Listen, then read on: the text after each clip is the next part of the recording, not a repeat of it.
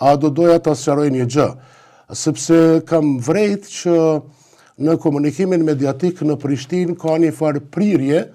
që kapacitetet tona mbrojtëse t'i vendosin në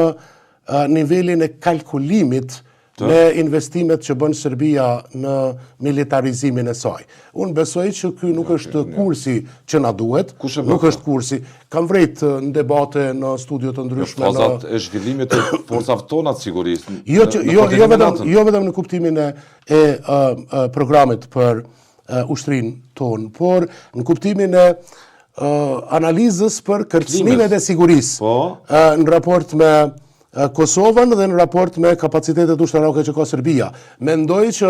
ajo që është aspekti më i rëndësishëm për Kosovën, ka të bëjë me faktin që ne jemi brenda ombrellës së NATO-s nëpërmjet misionit të KFOR-it dhe ne jemi në fund të konsolidimit të forcave tona mbrojtëse me FSK-n, të cilat jo vetëm me misionin e ardhshëm që pritet në Gaza, por edhe në të kaluarën me misionet në Kuvajt, me bashkëpunimin dhe stërvitjet që FSK-ja ka demonstru me ushtarët në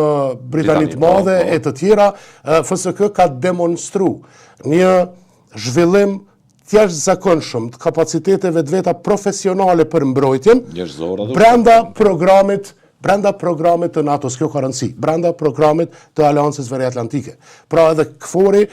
nëse i referuam në një interviste të ditëve të fundit të komandantit Ullutash, edhe KFOR-i e thot në mënyrë shumë qartë që programi për zhvillimin, për transformimin në ushtri të FSK-s është i dizajnuar dhe është në mbikëqyrje të vazhdueshme të Aleancës Veriatlantike. Dhe kjo është jashtëzakonisht e rëndësishme për të ardhmen tonë në kontekstin euro-atlantik, që është ambicie dhe orientim strategjik i Republikës Kosovës.